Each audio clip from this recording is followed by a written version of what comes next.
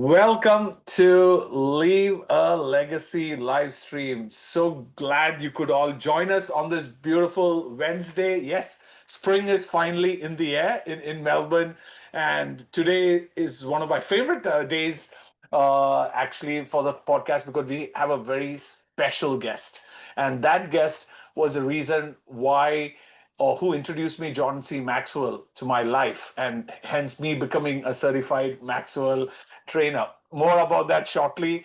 And yes, Leave a Legacy live stream is part of the Legacy X group.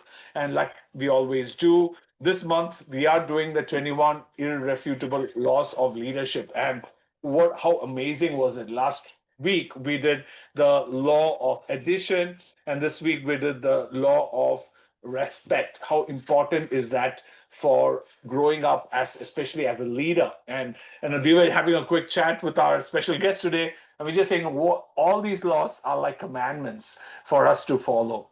So thank you so much for joining, because I'm honored to welcome a remarkable guest who lives this message every day. So we have none other than Bunmi Ajayi, my dear friend, mentor. He's a managing director and CEO of Megalines Insurance and Risk Advisors, which is an award-winning brokerage firm based right here in Melbourne. So Bunmi is a visionary leader, pastor, founder of Kingdom Platform Ministries with over 2 decades of experience bridging faith, leadership, and enterprise. He's known for empowering executives, entrepreneurs, and community leaders to align profit with purpose, helping them build not just businesses that thrive, but lives that truly matter. So Bunmi, like I said, is the reason why he invited me, I would say 2015, so 10 years ago, to John C. Maxwell Equip at the church. And that's when I got the first taste of John C. Maxwell. And I was like, wow, I would love, and got into his books and then got into his leadership program as well. So when I was thinking about who will I invite, Bunmi was right up there. And it's great that he just came back from his trip, that he's now here with us. And so let's give a big Legacy X virtual warm round of applause to Bunmi Ajayi. Welcome, Bunmi. Thank you very much, my very good friend Jobby. It's a honor and it's a treat for me to be here with you in this incredible community and this program, Live a Legacy live stream. I love what you're doing. I love the impact you're making, and I love the value you're adding to people, this community of leaders and change makers. Thank you for having me today. Thank you so much, Bunmi. And let's get right into it, because you were the first one who introduced me to the leadership development program by John C. Maxwell. So let's go through the first calling of a leader. So, Bunmi, many people see leadership as influence or title, but you often say leadership is a calling. So, what do you mean by that, Bunmi? All right. Thank you very much. Obviously, one of the greatest leadership experts of our time is John C. Maxwell, my mentor as well, and you and I go a long way with him. And one of his most favorite quote is the fact that leadership is influence, nothing more, nothing less. He's right. But I just want to expand that a little bit more, and I totally agree with John C. Maxwell, of course. The reason I look at leadership as a calling is also born out of scriptures. Romans 13:1 will tell us that there is no authority except that which God has established. So true leadership is not self-made. It's God entrusted. It's a stewardship. And there's a stewardship of people, potential, and purpose. So that's why I believe that true leadership, it's actually a call when you look at it in the real sense of the word. Because when you see leadership as just a title, like most people think, oh, it's a title, then what happens is that it becomes transactional. What do I mean by that? You lead by, okay, results. You're leading KPIs, the bottom line. You hit the targets to gain recognition and all of that. There's a lot of trapping for it. The corner office, the official car, all of the trappings of leadership. Then you loosen the main point. But when you look at leadership as a calling, it does not become transactional. It becomes transformational. It's no longer about what you can extract from that position. It's no longer about the trappings that the position distills to you, but what you can deposit into the people and the systems around you. Well, I learned this a hard way early in my career. When I started, I was driven. I was really, really driven. I wanted success. I wanted to prove myself, especially as an immigrant building a business here in Australia. But then at some point, I hit a brick wall. I realized that I was building a business, but I wasn't building a legacy. And I wasn't even pouring to people. It was all about, not even 9 to 5, 9 to 9, just walking and this. And of course, you get a little result, but it wasn't really, there wasn't fulfillment. That's why you find even right now, if you don't have a good perspective of what leadership should be, most leaders are successful, but they're not fulfilled. So it's now about, okay, what exactly is the end goal of all of this? Then I began to realize, I began to study, the likes of John Maxwell and all manner of other leaders around the world. And then that was when this issue of, okay, leadership is influence, yes, but it's, for me, more so even a calling. And just to help to now bring it home. So when you see it as a calling, then you see it as you lead with humility, you lead with intentionality, and you lead, most importantly, with eternity in mind. Wow, that's just amazing because normally when you think they think leadership is the corner office and all the possessions, but what is it if you lose your soul in the process? And it's just amazing how you put that into perspective, and that's just amazing. And but let's also talk about money because that's also one of the main important factors about faith and purpose. So because you teach a lot about money, Bhumi, but from a faith based perspective. So, what's the right way for leaders to view wealth, especially when balancing faith, ambition, and stewardship? Thank you very much. That's a very good question, and it's one of the most, I would say, misunderstood topics in leadership and faith circles. So I'm glad that you've actually asked that. Now, let me be very clear. Money is not evil. I know people have said, they misquote the scripture. Money is the root of evil. The Bible never said money is the root of it. It said the love of money. So money is actually a tool. Money is a tool. It's a resource, just like any other resource, and what you do with it determines the value that you gain or glean out of it. So it's neutral. So whether it's your time, just like any other result, whether it's your time, whether it's influence, whether it's relationship, it can be used for good or it can be used for harm. So the question is not whether you should have money as a leader, but the question is, what is your relationship with money and what are you doing with it?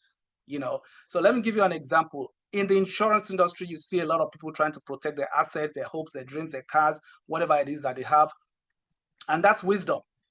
That's stewardship, because they understand that thing, it's not really theirs. It's for them to use as a result to be able to produce other things. But I also see a lot of other people who hold onto things, who hold things, who live in fear, who make wealth their God. That's where the problem comes in. So over the multiple decades, what I've learned is that wealth is meant to flow, not to stagnate. You're not blessed to build a bigger barns just to store everything for yourself. You're blessed to be a blessing. And that's a biblical principle as well. It's also because we're called to be good leaders and stewards. So when you view wealth as a tool for impact, to employ people, to support communities, to fund innovations and all of that, and to bless families and generations, then wealth becomes purposeful. It becomes kingdom oriented. So that's the relationship I believe every leader should have with money. Now let's think about something as well. Even in scriptures, I operate in the confluence of business and faith. So you find me vacillating between the two. So even in scripture, you find that most of the people who God used, even the father of the faith, Abraham, Isaac, and Jacob, Joseph, they managed economies. They were rich people. They had money. They were not poor. So when some faith people or leaders believe that, okay, money is something that you need to serve, no, that's not correct. Money should serve us. Okay, so even we have women like Lydia was a businesswoman. Most of the people that Jesus called as disciples, they were business people, tending about their own businesses. Paul was a tent maker. So these were not just people who were apologetic for their success. They use their resources strategically to fulfill their purpose. So the shift, I believe, Jobby, that we need to make is that we don't need to choose between profit and purpose. We don't need to choose, because a lot of people say, well, if I'm following my purpose, then do I need to really chase this? Yes, you can have both. You need to actually integrate them. Your business can be your ministry. The marketplace can be your mission field. You don't have to leave the boardroom to serve God. So you got to bring God into your boardroom through excellence, integrity, and the values that you create and you bring to people. Mm. I love what you said, especially bring God to your boardroom and don't leave your boardroom for the ministry. And that's where it's a good segue to our marketplace ministry and bringing kingdom leadership into the marketplace. So let's talk about kingdom leadership, Bhumi. How can Christian leaders practically live out kingdom principles in the marketplace, especially without alienating others in a secular business environment? Because that's the challenge at the moment. All right. I think that's. I'm not sure who said it. That's saying that people don't care how much you know; they want to know how much you care. So, kingdom leadership in the marketplace is not about preaching at people. It's about demonstrating character. You don't need to quote scriptures at all. In every meeting, you can have a board meeting and you're quoting John 3:16. You don't need all of that. In fact, some of the most powerful kingdom influences will happen when people see Christ in you without you saying anything. There is a man, I think his name is Dan Cathy, he's in the US. He's the founder of Chick-fil-A. It's a Christian kingdom business in the US. They do fast food. And one of the things I believe, one of the values that he put in the culture of his enterprise was that, look, he's a Christian, but he's not saying everybody should be Christian, but for them to work there, they need to imbibe the values that he exudes, that he encourages. So same thing I do in my business. At Megalines, for instance, we have a diverse team of people, from different faiths and different backgrounds and different worldviews. So I don't require everyone to share my beliefs, not at all. But I do require everyone to share our values, our integrity, our excellence, our service, and our respect. So when somebody asks me, why do you operate with such high ethical standards? Why do you go the extra mile? I've actually written a book, one of my books, I think it's here. It's called Enough is Not Enough. That's about, how to bring kingdom principles into the marketplace. This is about the beauty and the blessing that comes with you when you go the extra mile.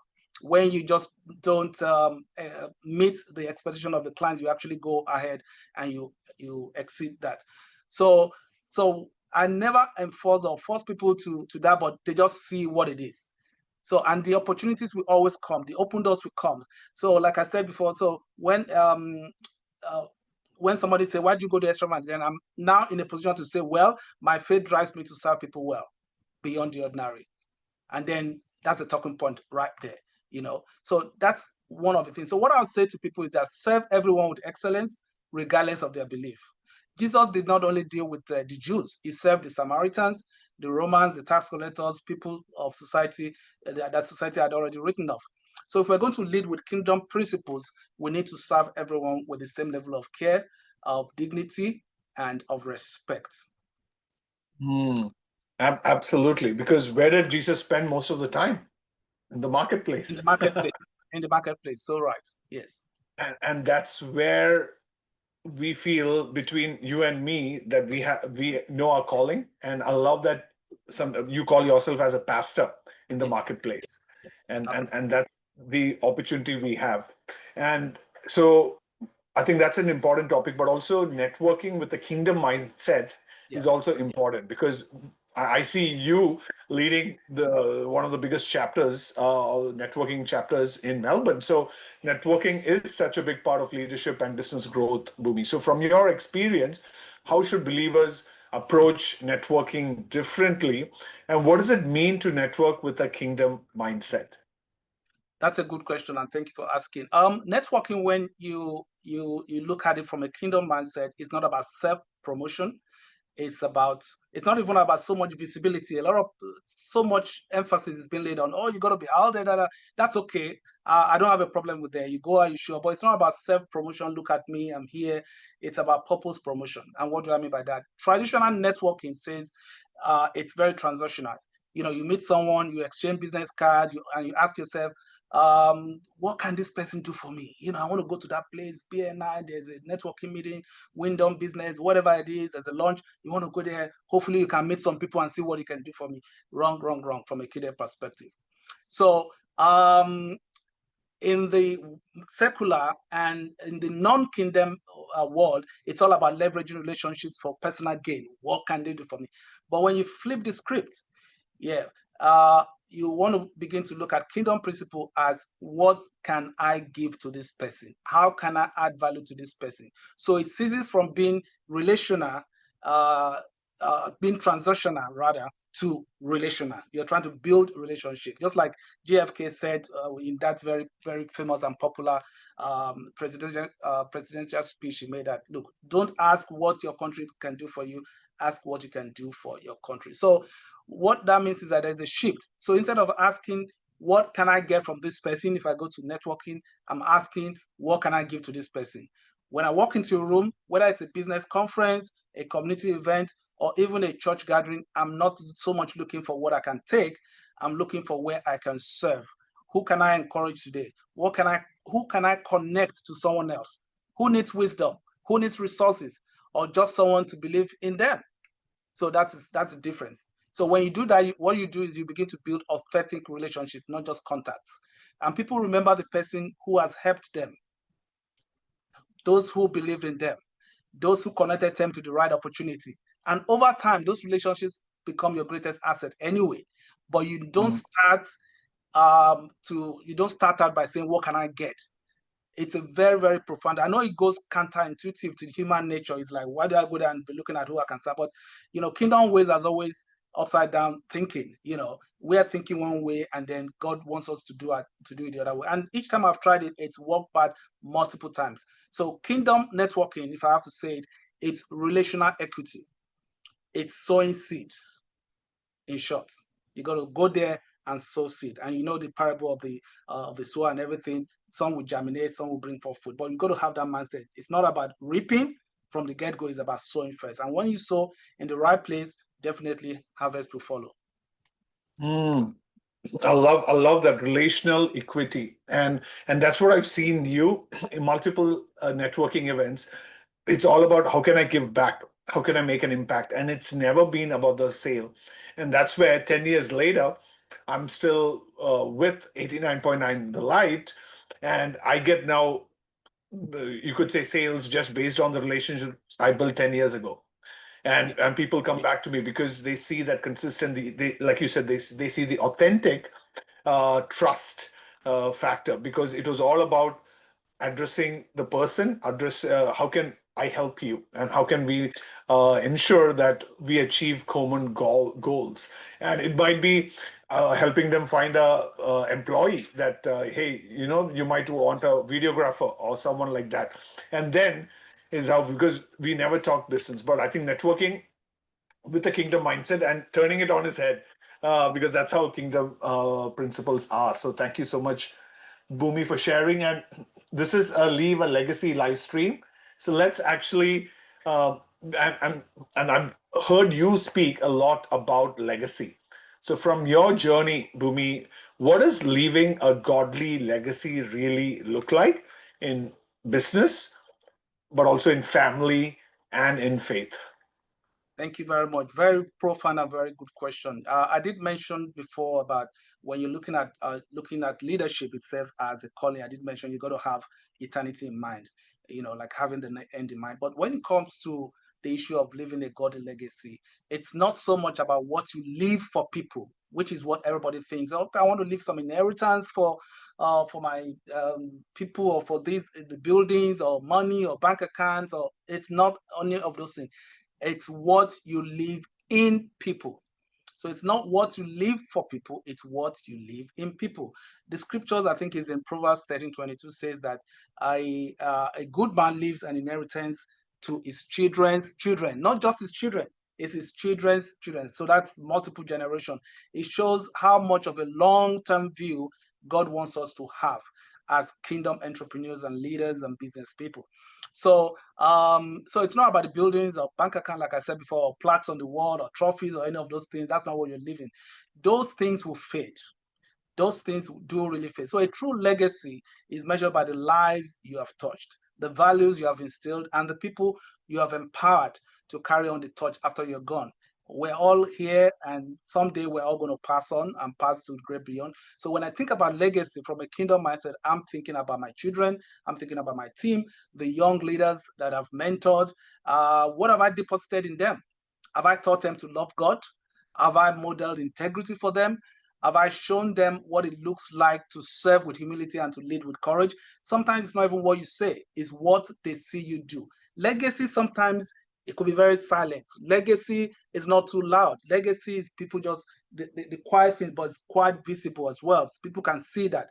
It's like, some of the times you find that your children will not really listen to what you tell them to do all the time, but they will never fail to emulate what they see you do. What they see you do. So let me give you a personal example. A few years ago, I was at a bit of a crossroad in my business. We had an opportunity to take on a very, very lucrative client, but there was some ethical concerns. Okay, so the deal will have been very financially beneficial for us in the short term, but we would have compromised our values. So I called a meeting with my team, and we made a decision to walk away from it. I'm sure some of them would like, what? It cost us, yes. But you know what? My team saw something. They saw that even because my son also works with me, and the message was very clear. Character is more valuable than cash. Integrity is non-negotiable, and that's legacy. That's what they remember long after I'm gone. So what I would say is that to the community of leaders and change makers that are listening on this incredible podcast is that why don't you start by defining what your values are? What's important to you? What do you stand for? What do you want to be known for? So here's a simple exercise you can do. You imagine that it's your, I don't know, 75th, 80th, 90th birthday, whatever it is, and your children, your colleagues, your community are there celebrating you. So what do you want them to say? So you write those down.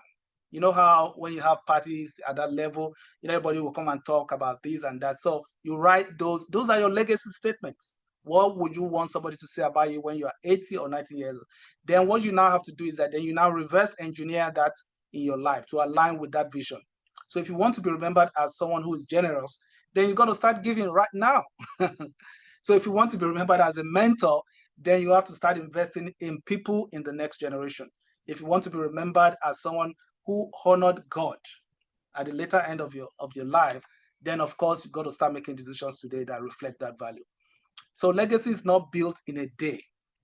It's built daily. It's built in your daily decisions. It's built in the small acts of faithfulness, the moments when no one is watching. That's when godly legacy is built. I love that. Especially like you said, it's not what we leave for people and generate, but what we leave in them. That's so powerful. And that example with your team and your son, that clearly explains that legacy. That, like you said, it's that discipline, it's that focus. And for me personally, the three values which people who work with me and also my leadership roundtable team knows, it's faith, family, freedom. So the three F's. Fantastic. So I if love that. so then it's very clear. It's very clear. So if it's not, and I take it at wherever I get an opportunity, I share my values, because then people who sit opposite me, they know, okay, if that doesn't resonate with me, then we know this relationship is not going forward. And hence the reason why I think, like you said, every living person should know that what their values are. If they don't, we we actually, as part of the John Maxwell team, we have the leadership values exercise where we can. So if you please, if you don't know your values, or if you want us to take you through, talk to myself or Bunmi, and we're happy to do that, because it's so important for everyone to know their values. So thank you so much for highlighting that, Bunmi. That was amazing. So now let's come to the practical keys for leaders, right? Because I know we're coming to the top of the hour. So before we wrap up, what are the three practical keys you would share with every Christian leader listening today? And because we've got emerging leaders, we've got corporate professionals, so keys that can help them stay grounded in faith while leading with vision and excellence. Thank you very much. And I love practical application here because there's no point in having a forum like this, a session like this, and it just head knowledge. You want to be able to leave this place and have some things that are, take some actionable steps that you can start to implement tomorrow. So the first one I would say is lead from your knees. Knees as in your knees. Prayer. Prayer is not, it should not be the last resort. And I'm not saying everybody needs to be a Christian. People might believe in other, regardless of your faith persuasions. So you got to believe that there is more to us than we can see. There is an invisible, there's a spiritual dimension that controls the physical. I believe that very strongly. And so that should be your first strategy, as a matter of fact. So before you make any major decision, I believe that you need to pray to invite God into your process, and that's what I do. You seek His wisdom. I start every day on my knees. I pray for my family, my team, my clients, as a matter of fact, and my decisions. And I can tell you with confidence that the best decision I've made came after I spent time in prayer.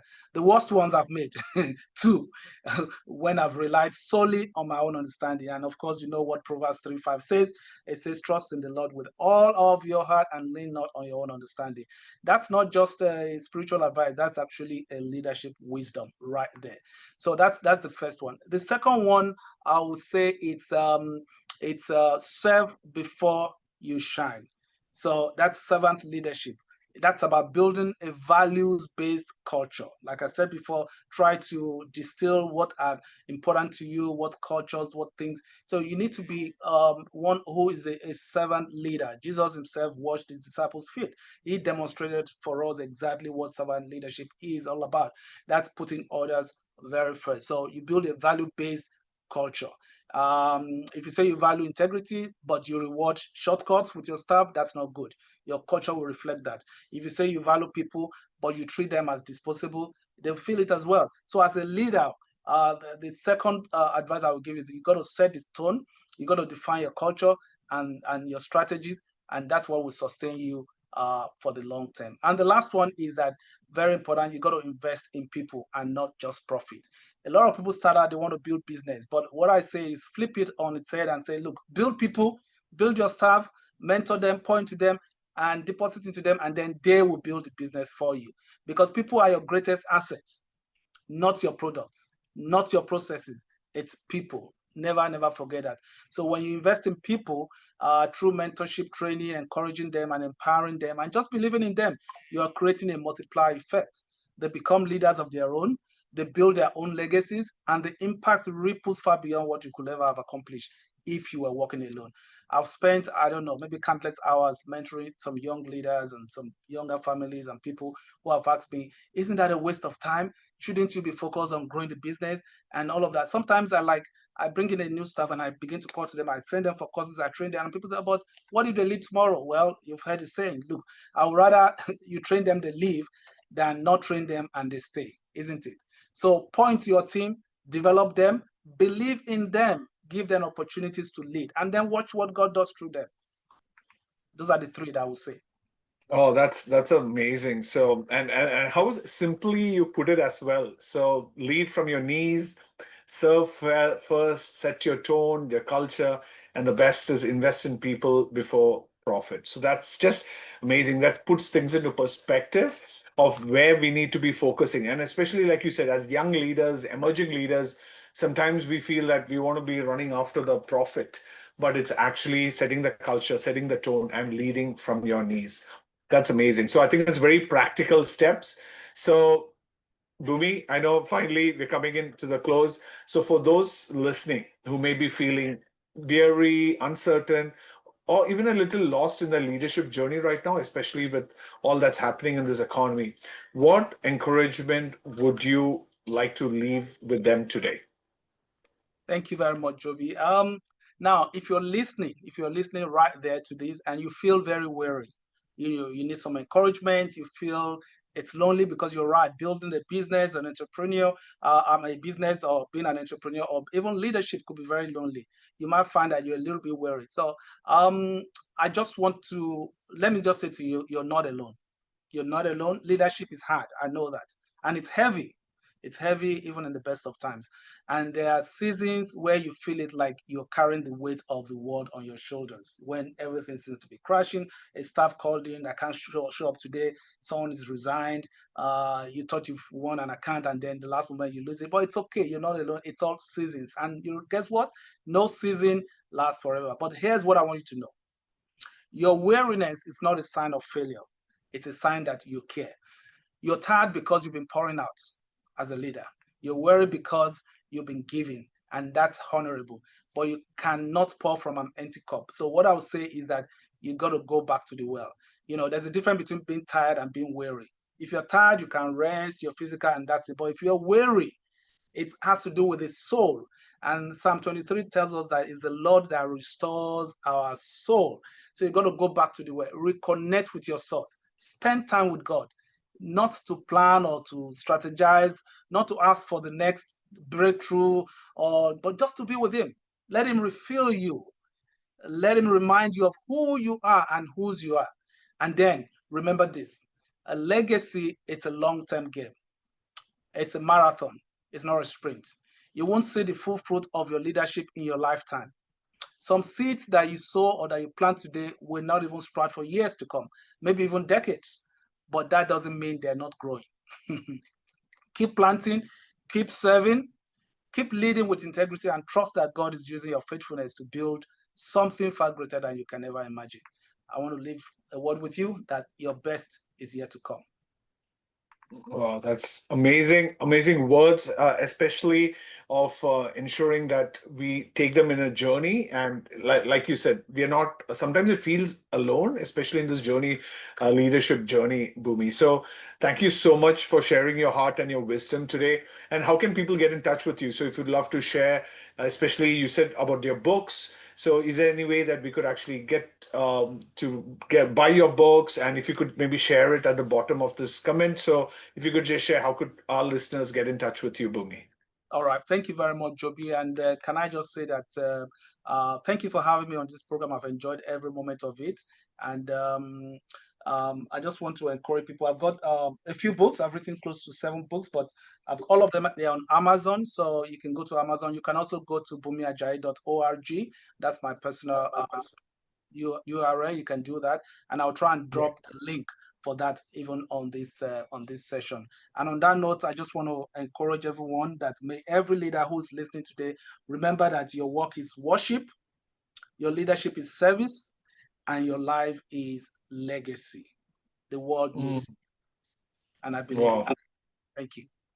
Amen. Amen to that, Bhumi. Well, thank you so much for sharing your heart, your wisdom, and what a powerful reminder that leadership isn't just influence, but it's obedience. It's about stewardship and serving God faithfully through what we build and where He's actually set us apart. So, everyone tuning in, I hope today's conversation has reignited your faith, inspired you to lead with purpose where you're planted. So, remember, like Bhumi said, legacy isn't something we leave behind one day, it's something we live out every day. So if today's sessions inspired you, please share it with someone who needs a reminder that their leadership matters and they are not alone, like Bhumi mentioned. Together, let's continue to build kingdom influence in the marketplace.